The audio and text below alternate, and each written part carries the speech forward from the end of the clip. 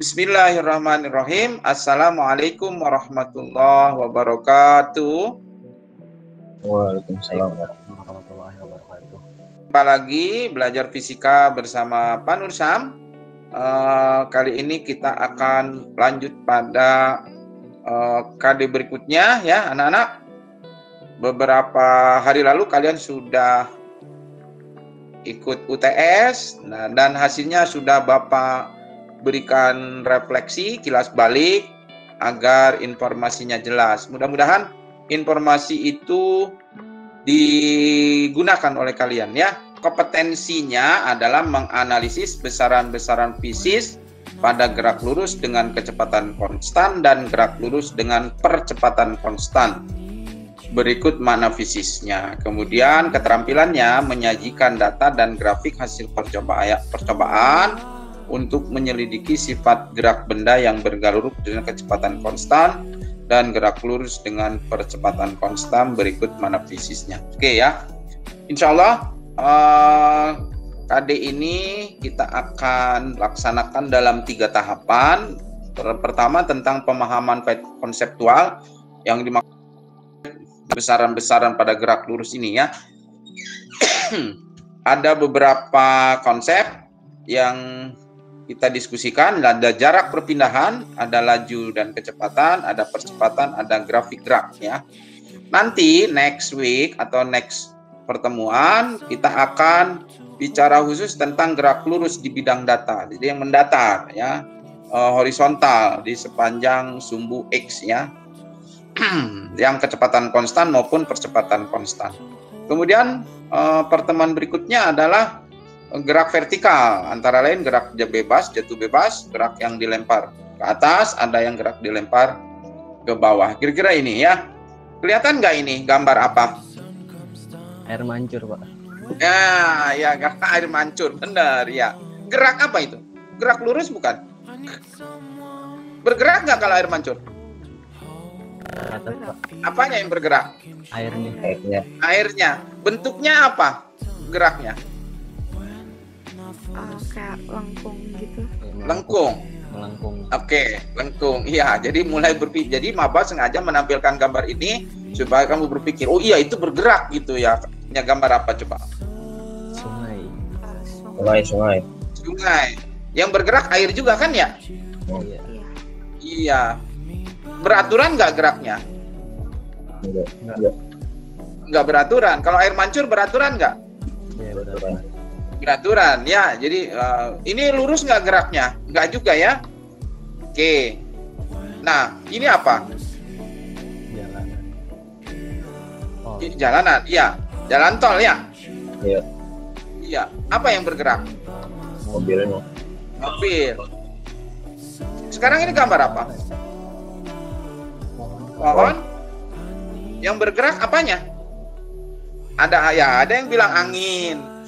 Jadi memang Bapak sengaja ini menyusun apa ini supaya kamu berlatih. Kamu bisa melihat apa yang tidak tampak. Jadi kalau misalnya lihat batangnya nggak salah juga, benar itu. Yang bergerak apanya Pak? Itu daunnya Pak. Oh iya. Berarti dia hanya melihat apa yang tampak, gitu. Tapi ada yang lain bilang, oh bukan itu. Ada yang lain Pak, apa angin? Berarti dia melihat apa yang tidak tampak. Dalam hidup itu memang begitu. Nah, makin tinggi ilmu, makin tinggi cara berpikir, dia akan melihat apa yang tidak tampak. Begini apa?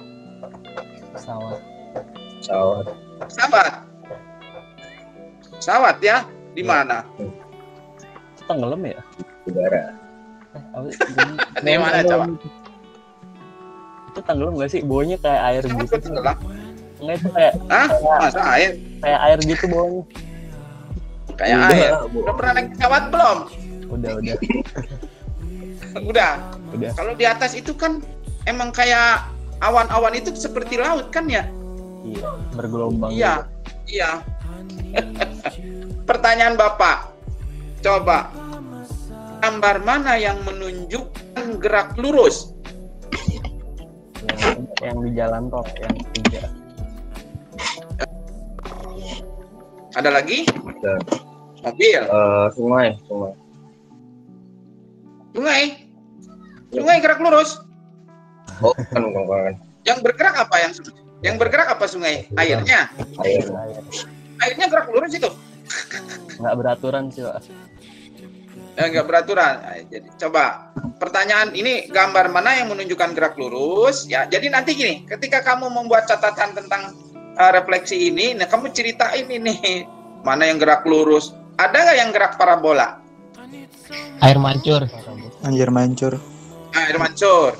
Di antara ini ada yang gerak lurus, yang mana gitu ya. Karena kamu di kelas 10 itu nanti akan belajar gerak lurus, habis itu belajar gerak parabola, habis itu kamu akan belajar gerak melingkar, habis itu nanti kamu akan belajar gerak getaran, kemudian kamu juga akan belajar gerak planet. Ada nggak yang gerak melingkar di sini? Halo? Ada, Pak. Ada. Apa? Yang mana? Baling pesawat. Baling-baling pesawat. Iya, baling-baling. Balingnya gerak melingkar. Oke, betul. Kalau pesawatnya? Ya lurus. Lurus. Ya. Yakin? Hah? Belok situ, mau belok.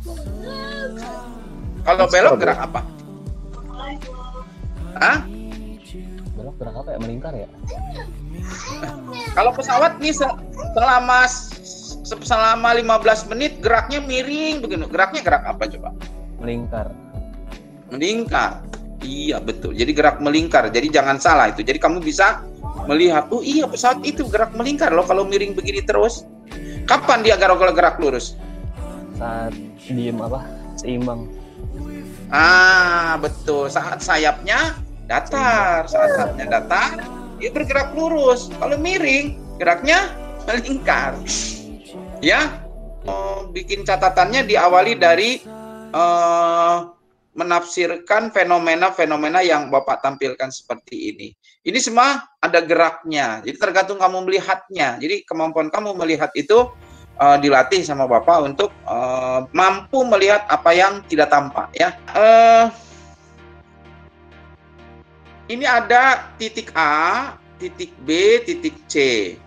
Kalau perpindahan AB, A ke B, itu disebutnya 5 cm. Jaraknya 5 cm juga. Jadi A ke B. Jadi gimana ngitung 5 itu? 1 kotak, 2 kotak, 3 kotak, 4 kotak, 5 kotak. Karena ininya senti, berarti jaraknya juga 5 cm. Coba sekarang perpindahan. Kalau perpindahan dari B ke C ke A, itu disebutnya minus 5 cm. Dari B ke C, B ke C, B ke C, ini 3 kotak. Lalu dari C ke A, C ke A, tapi ke kiri. Nah, totalnya itu min 5 cm. Tapi kalau jaraknya itu disebutnya 11. Kenapa? Jadi kalau jarak B ke C ke A itu berarti jaraknya dihitung semua nih. 1, 2, 3. Balik lagi. 4, 5, 6 gitu ya. 7, 8, 9, 10, 11. Itu coba kamu renungkan bedanya jarak dan perpindahan. Ya, jarak dihitung semua, tapi kalau perpindahan hanya dilihat di mana titik awal dan di mana titik akhir. Jadi kalau B ke C ke A, jadi titik awalnya di B, titik akhirnya di A. Oh, A-nya pindahnya ke kiri gitu. Ya, pindahnya ke kiri. Jadi begitu, perpindahan dari BA ke C, dari B ke A ke C.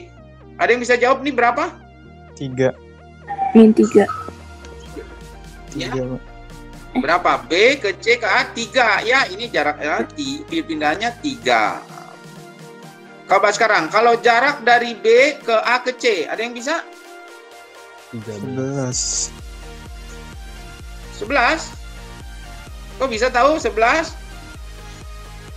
13. Kita hitung ya. 13. Ini 1 gitu kan?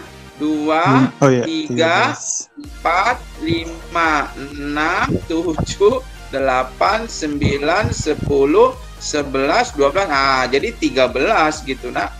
Itu bedanya jarak dan perpindahan. Jadi ini berapa nih tadi? 13 ya. Sekarang lihat contoh berikutnya. Seorang anak nih,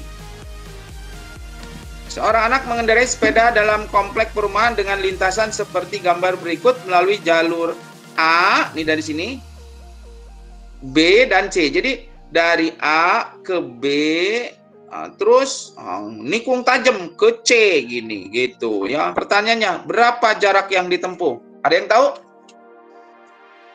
Ngerti nggak kalau jawabnya ini? 90 meter, 40 meter tambah 50 meter. Ngerti nggak tuh? Halo? Ngerti, Pak. Iya, Pak. Iya, 50 meter dari mana? Nggak ngerti, Pak. Tahu. Pitagoras. Pitagoras. Ngerti? Pitagoras. Betul, triple Pitagoras. Ini kan gambarnya tegak lurus gitu kan?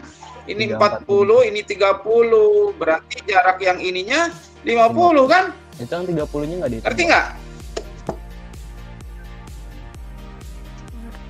Kan emang langsung ke C.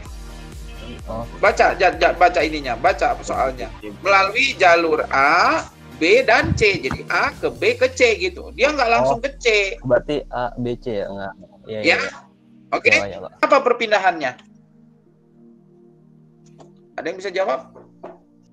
Bisa dipahami nggak? Tuh beda. Kalau jarak, ikutin kemana lewat, dijumlahin semua. Tapi kalau perpindahan, lihat titik awal, titik akhirnya aja. Oh, garis Kan lurus berarti, titik Pak. awalnya di A.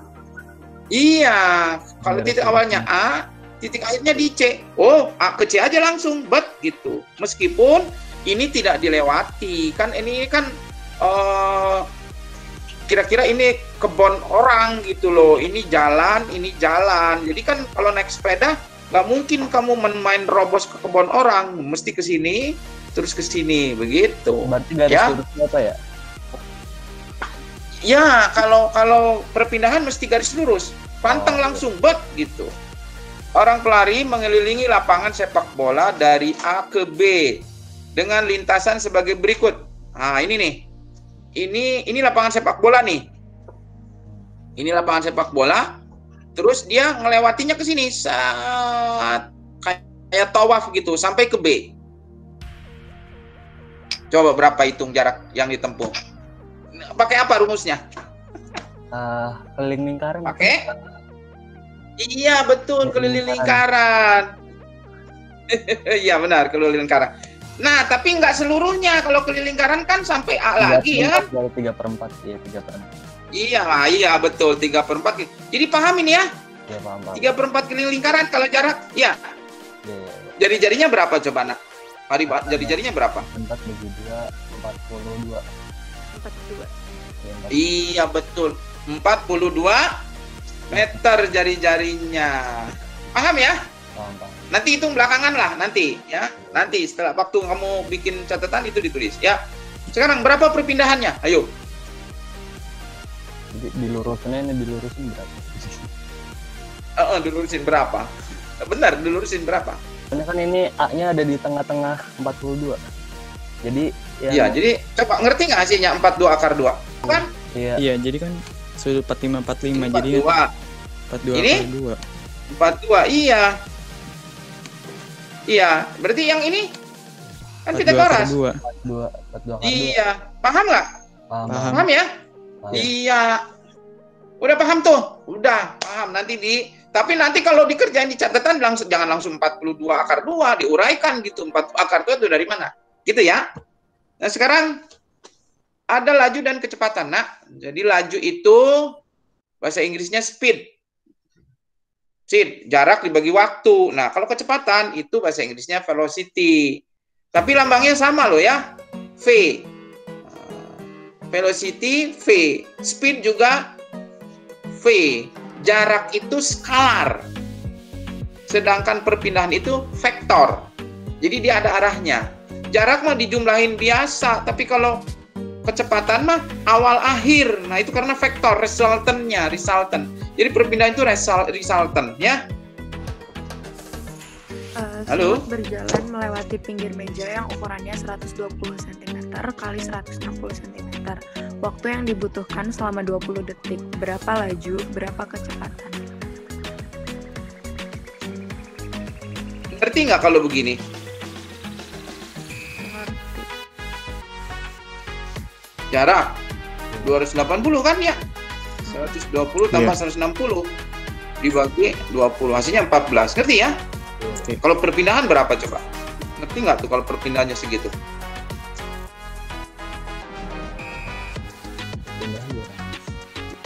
Diagonal kan? Iya, dia perpindahan kan tadi lurus, tarik lurus dari awal sampai akhir. Pakai apa? Pakai Pitagoras. Coba, harus triple segitiga itu. 120 kan 4 kali 3. 160 4 kali 4. Berarti harus 4 kali 5. 4 kali 5 berapa? 20. 200 gitu, nak. Pada waktu kamu mengerjakan di buku catatan, ini harus diuraikan. Jangan langsung 280, tapi berapa tambah berapa. Ini 200 juga dari mana harus diuraikan. Percepatan itu adalah penambahan kecepatan tiap detik. Jadi pemahaman konsep dulu nih, ada percepatan dan perlambatan. Perlambatan itu pengurangan kecepatan tiap detik. Jadi kalau percepatan, kecepatannya nambah. Kalau perlambatan, kecepatannya ngurang begitu ya. Percepatan itu lambangnya A karena dia dari bahasa Sundanya acceleration gitu ya.